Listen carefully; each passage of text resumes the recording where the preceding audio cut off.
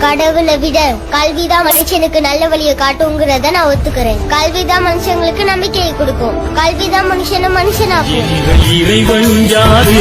அண்ணல் அன்பேக்காரு. எங்கள் இறைவன் யாரு? அண்ணல் அன்பேக்காரு.